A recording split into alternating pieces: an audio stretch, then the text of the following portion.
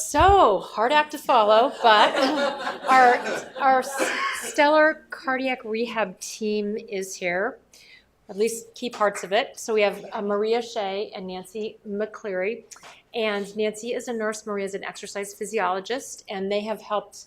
So they're going to share with us about their experience here at MGH. And, we are so fortunate that they have had a robust experience to be able to know how to manage, young, healthy people when it's time for them to attend cardiac rehab after SCAD. So I will hand it over. I don't know how you guys are going to do this, if it's a tag team but thank you so much.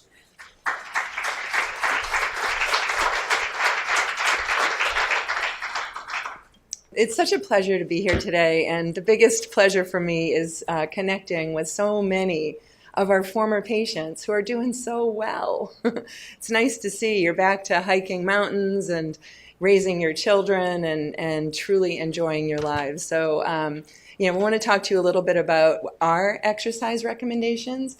We've had 25 SCAD patients at Mass General Cardiac Rehab Program. All of us have been trained, as Vic lovely mentioned, by the Benson Henry Institute, and we incorporate meditation as part of our cardiac rehab program. We're actually going to end the session today with a nice little meditation session for you all, so you'll be feeling nice and relaxed after this today. So, I'm not sure how to go to the next one.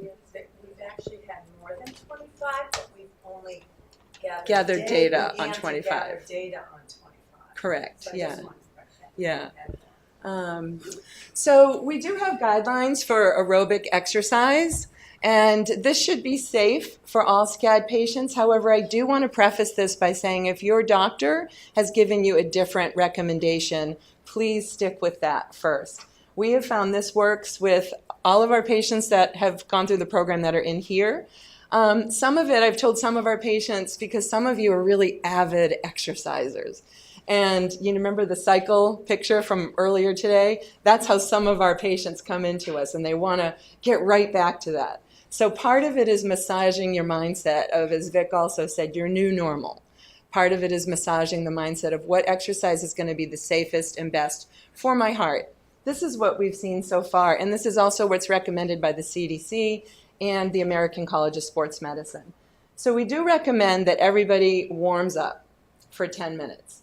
And the reason we recommend that is because we want to let your heart know that it's about to exercise at a decent level. So we want to make sure your blood pressure goes up slowly and your heart rate rises slowly so that there's nothing strenuous for the heart.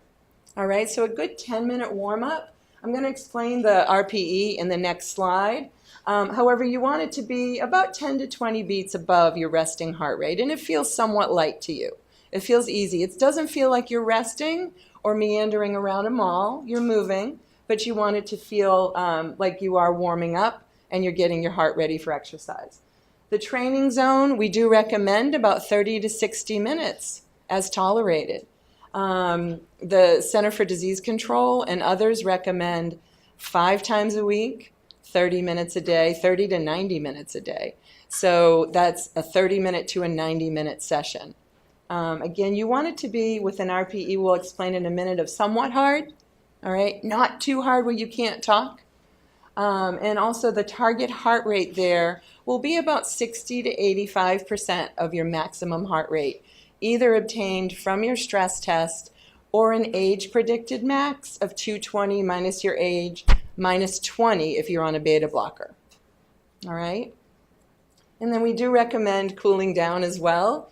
We would hope you don't want to slam the brakes on your car all the time. You don't want to go from 60 to 0. You don't want to do that to your heart either. It's not safe for your heart. You want to bring that heart rate down slowly and that blood pressure down slowly as well, hopefully bringing that heart rate down below 100 beats per minute. So what are we talking about when we say RPE? It's the rate of perceived exertion. If you're at 6, you're at rest. You're laying down in bed. Right now, you're probably about a 7. As you start moving around a little bit, you move toward 8, 9, and 10. Where we want you, where you're exercising, is in the yellow zone, where it's fairly light to somewhat hard, okay? You're still here in 13 and 14. You're still able to carry a conversation with me easily. You're breathing heavy and you're sweating. You need a towel, but you're still able to carry on a conversation. All right, when you come up in here, some of the high intensity interval training and all of that, we haven't yet decided, or we haven't learned yet that it's safe for SCAD patients, so we don't recommend it. And as I've told most of our SCAD patients that are in here today, we're learning as much from you as you are from us. So we're still gathering data on all of you as well. And Nancy, chime in if I'm missing anything. So what kind of exercise program do we want you to do? So the frequency, again, as I mentioned, 5 days a week. As Vic mentioned, getting back to her walking schedule was really important to her because she was an active person. Your muscles were made to move, all right? The average American has a pretty sedentary lifestyle. Our muscles were made to move, and also our heart muscle, as it's healing, needs to be able to pump and move so that it heals and gets stronger. The amount, 30 to 90 minutes, and the intensity, about 60 to 85% of your maximum attained heart rate from your exercise tolerance test, RPE 11 to 14. Strength training, 2 or 3 times a week we recommend. Don't strength train the same muscle groups more than one day, 2 days in a row. And again, this is a guideline. Please use your physician's recommendations for that. Likely it will increase. So some of you who have babies, likely that increases as your baby gets bigger, luckily. So you can begin to carry that baby around. So you want 1 to 3 sets. Truly though, a lot of data shows 1 set of 8 to 16 repetitions is just all you need to have tremendous strength gains. With the 8 to 16 reps, you're breathing through it. We like to call it a moving meditation. All right? Anytime you need to pick up a weight and grunt, that's the Valsalva, and we want to keep you out of that. All right? The weight lifting, you should be able to tolerate it easily without holding your breath. And then stretching. Stretching is excellent because it helps prevent injury. So after your aerobic activity, we do recommend stretching all the major muscle groups that you use during that aerobic activity. You want to hold it for about 30 seconds. You don't want to bounce. And just to a mild pull. All right, doing that stretching can help you prevent injury because, again, we're starting you on a cardiac rehab program, and we want you to be able to do this without injury for the remainder of your life. This exercise prescription is your medicine. It just doesn't fit in a pill box. And as Nancy and I have seen time and time again, it is the most powerful medicine, exercise. So we do recommend that at Mass General Cardiac Rehab. And I am so proud to announce my colleague Nancy to come on up and talk about cardiac rehab. Sorry. Oh, sorry. I missed it. I have one more slide. Yeah, go ahead. I do want you to check out these recommendations to avoid prolonged high-intensity exercise. This was already discussed earlier. Avoid the highly competitive contact sports. Activities performed to exhaustion. As we talked about, avoiding abrupt increase in physical activities without warming up. Avoiding exercise in extreme temperatures, again, hot yoga, extreme heat outside, or even extreme cold because it can cause the vasoconstriction or dehydration. And then, as we mentioned before, avoid the performance of Valsalva, that type where you're lifting the weights and you can't breathe. Okay? All right, I'm going to turn it over to Nancy, then we're going to do a meditation, and then we will take questions from there. Do you turn that? Here we go. So, as Maria said, it really, we're so happy to be here, and really does our hearts good as well. And so let's talk about your heart and what role cardiac rehab actually plays in all of this. So as you've gathered from even a few of the physicians earlier, and certainly from Victoria, that was awesome, and she mentioned cardiac rehab, and it is recommended for all SCAD patients. And our cardiac rehab program at Mass General, which is I'm referring to here, we have 36 sessions up to 1 to 3 times a week, which include what Maria was talking about, guidelines for cardiovascular conditioning and strength training, education regarding general heart health and overall wellness, along with nutrition guidelines. But perhaps most importantly, which you've gathered from others, particularly Victoria as well as others, the mind-body practices, meditation, Tai Chi, yoga, and various stress management strategies. And, you know, we know that many of you, since your diagnosis, have a lot of different questions. One of the main questions that we hear, and again, Victoria just led right into this so beautifully in a much more eloquent way, but really this is, to simplify it, even down to the basics, this is what we hear over and over. People come in really scared and fearful. What can I do physically? It's really an anxiety-producing time because your body, it's as if your body, what you presume to be quite healthy and for as you've heard have taken care of yourself so well, and yet here it's almost like it's betrayed you. So coming and working with the team of us, the nurses, the exercise physiologists, along with the dietitian and physicians, will guide you around exercise and the functioning in your life, decreasing that anxiety, decreasing that fear, and most importantly, once again, improving the confidence and trust in your own body again. Another question that we hear so much that's central to this journey, your journey, is what am I feeling physically? And again, this has been alluded to previously. Like, what is this sensation, that sensation, and the fear around it? It's just so common. And that's a lot of what we can do is really help you work through that and help discern these new sensations and your anxiety around them, and also work and collaborate with your physicians in case there needs to be an adjustment in any of your care or your medications in any way. So that's a big part of cardiac rehab as well. Again, another question that maybe is to the heart of this all is, what am I feeling emotionally? This new journey that you're on, cardiac rehab can be the support system to really help you with it and participate in various discussions around what's happened to you. And even I was talking to many of you that we've worked with, and our particular cardiac rehab program, our SCAD patients are in with many other types of heart patients, the majority of whom have the typical atherosclerosis or coronary artery disease. They've had heart attacks as the cause of them. But also we have all other types of cardiac issues as well, and various ages.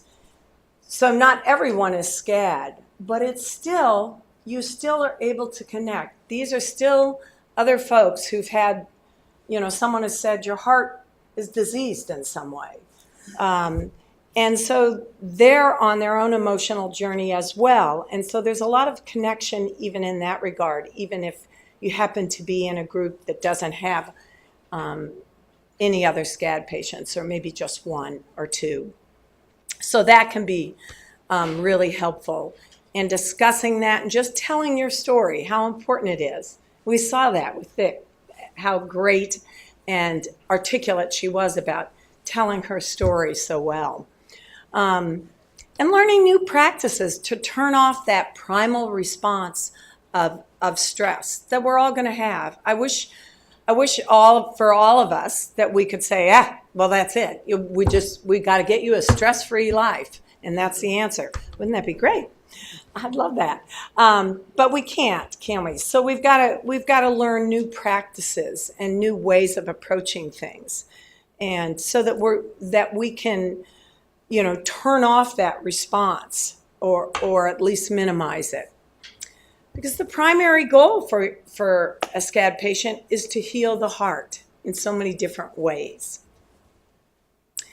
And to balance that reactivity or that fight or flight response that, as I said, is so primal, and learning to manage that better and develop the courage to uncover what is hidden.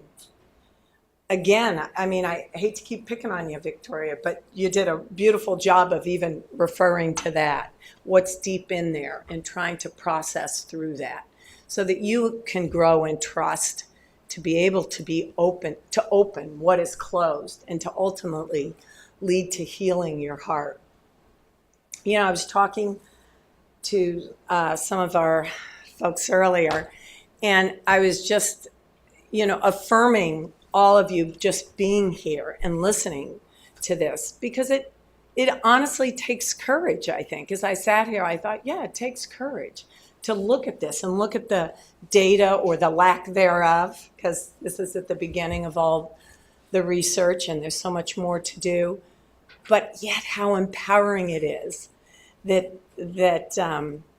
knowledge is power, as someone said, I think in the back earlier, how great that is. And so I really applaud all of you for that. It's really awesome that all you're here. So with that, I'm going to turn it over to Maria again for a very nice, short little segment to leave you feeling really relaxed and peaceful.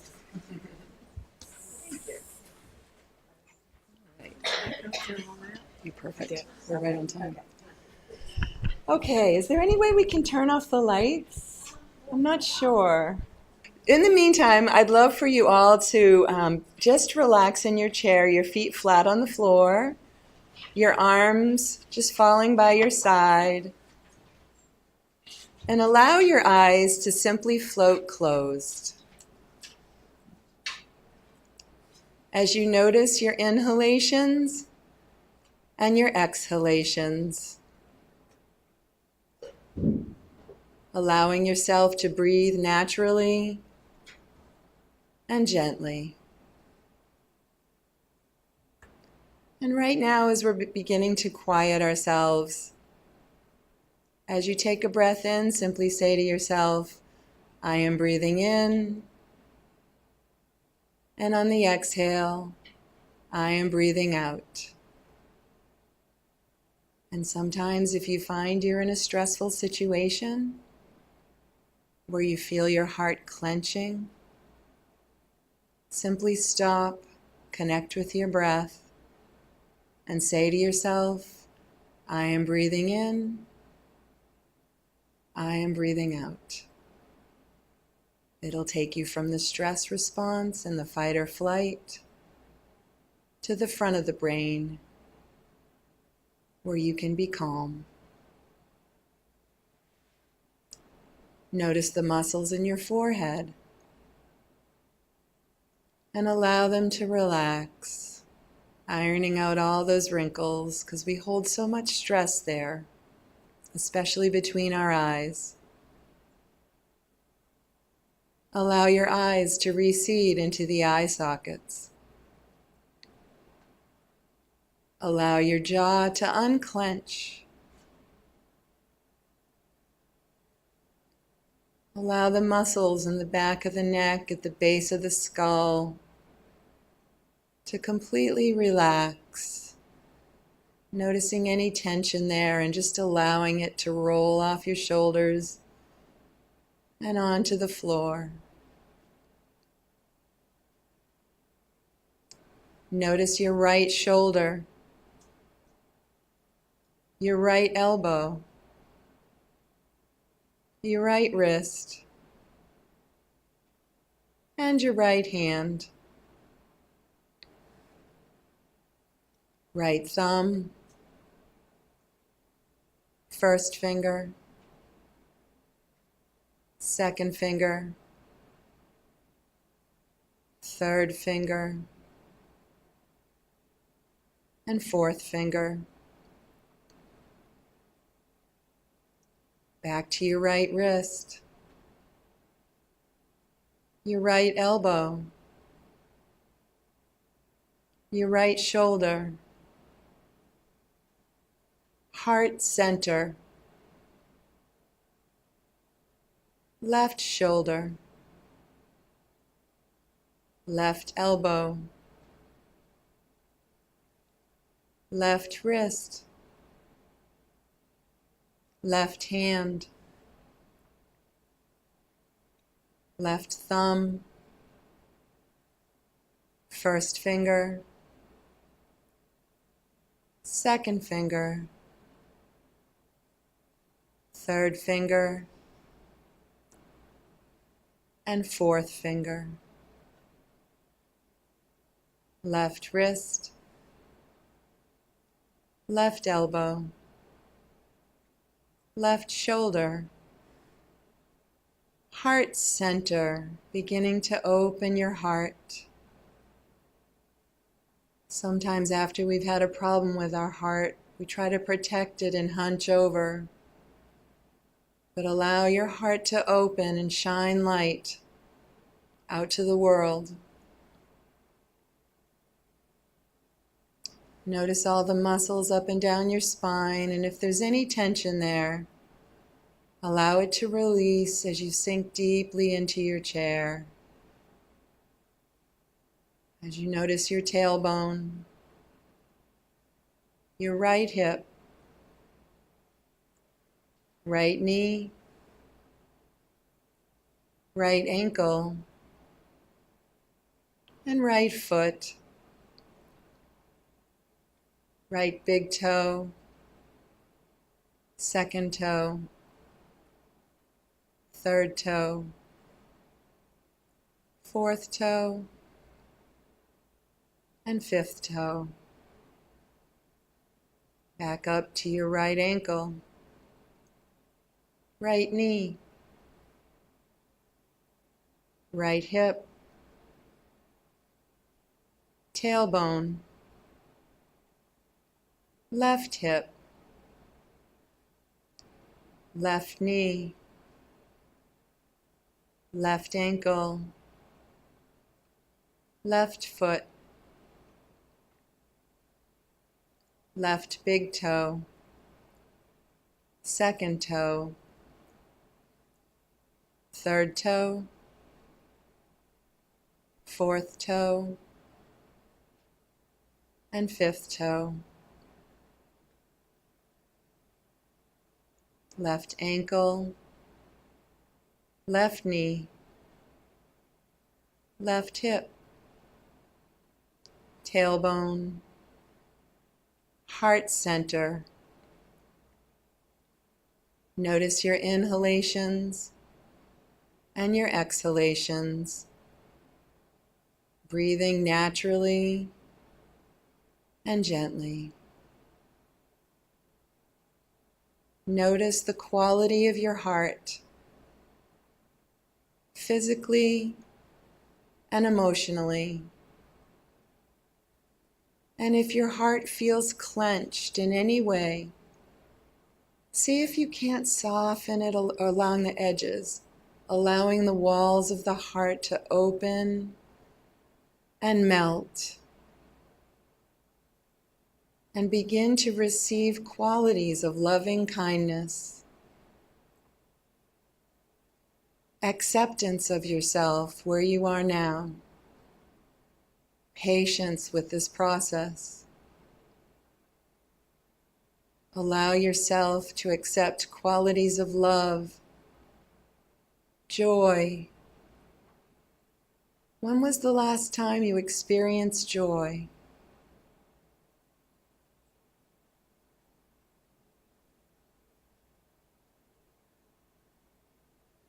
May we all be healthy. May we all be healed. May we all be free from suffering. May we all be whole May we all be at peace. And now open your heart even further and allow a loved one to come sit there with you.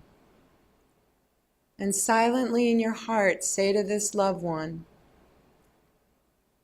may you be happy.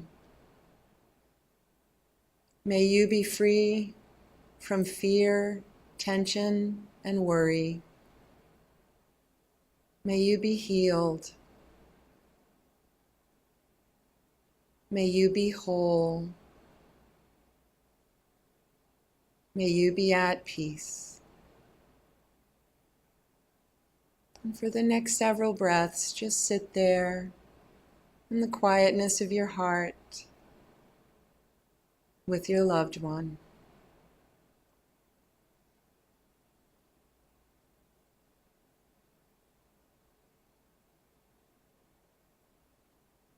And as soon as that person came into your heart, as quickly as they came, allow them to go on their way being touched by a blessing of your loving kindness. And now allow the walls of your heart to expand even further, sharing your loving kindness with the air, the trees, the seas, the streams.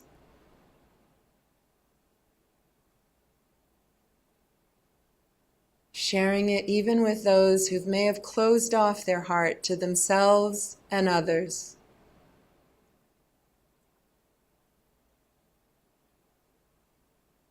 May we all be happy. May we all be healed. May we all be whole. May we all heal the world, touching it again and again and again with loving kindness.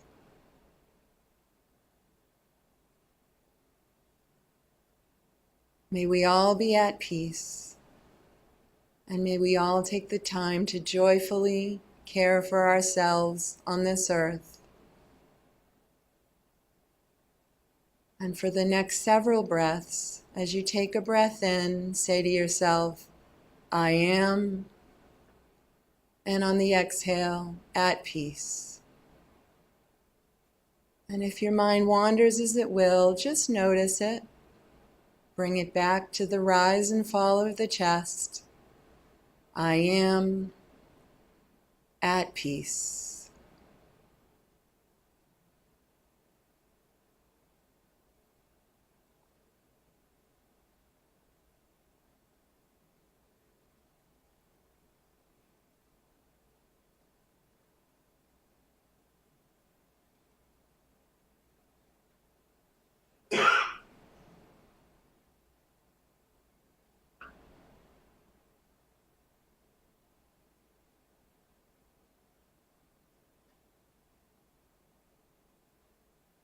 Again, if your mind wanders, bring it back to the rise and fall of the chest.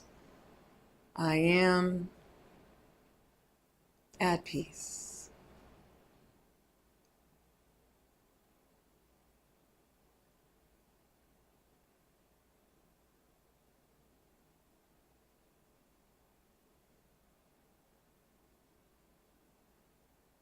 I'm going to begin to come to the end of our meditation today. I'm going to count from 10 to 1. And when I get to 1, just begin to take some stretches and gentle movements as you bring your awareness back into this room. 10, 9, 8, 7, 6, 5, 4, 3, 2, and 1. Maybe gaze at the chair in front of you for a minute as you take some gentle stretches, moving your fingers and toes and coming back.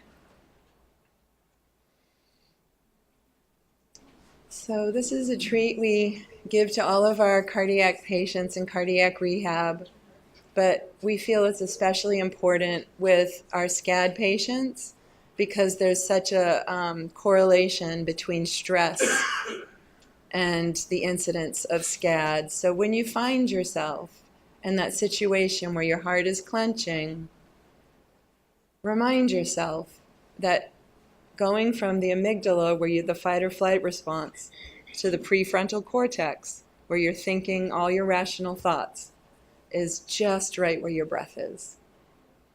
I am breathing in, I am breathing out.